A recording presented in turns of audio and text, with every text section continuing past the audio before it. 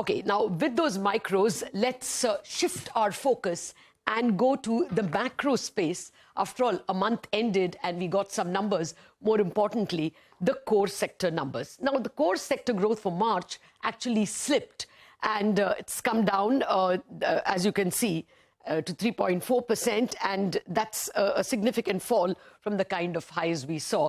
This is the slowest in 5 months that we have seen, slowest since October. Sectors that showed poor growth among the 8 core sectors were electricity, cement, crude oil, natural gas, refinery products, while those that did well were steel, fertilizers and coal. Now, we also witnessed weak growth, I'll go sectorally, in electricity. We've seen a significant fall after a strong growth at the start of the year and, strong growth since November. Likewise, even cement slowed very sharply. As you can see, a fairly sharp fall in cement consumption. Not very encouraging considering, it's a down number, considering that this is the month when cement output should pick up. Steel, however, has had a very decent run. As you can see, a fairly decent performance being maintained. We now have the core sector data for the full year, FY23, because what we were discussing is March numbers. What are the longer term trends that we can see? Well, the FY23 growth in the core sector is at 7.6. That's impressive.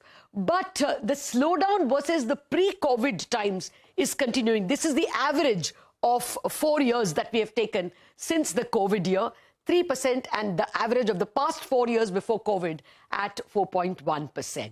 Now, however, while this is the overall core sector performance, coal is a very big outlier.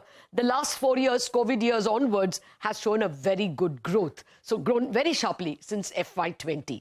Steel has also kind of held its own. It's doing almost as well as the previous 4 years before COVID. At least it's not fallen. It's maintained steady.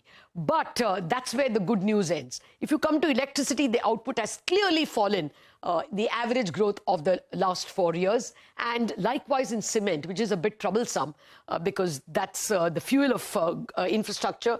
That's also growing at 5.4% for the 4 years compared to 5.7%. And refinery products, which is the largest contributor in the core sector, heaviest weight, has actually fallen pretty significantly if you take the last 4 year average compared to the previous 4 before COVID. In short, core sector done well in FY23, but still needs to catch up with the pre-COVID pace. Well, with that, we will go into a break.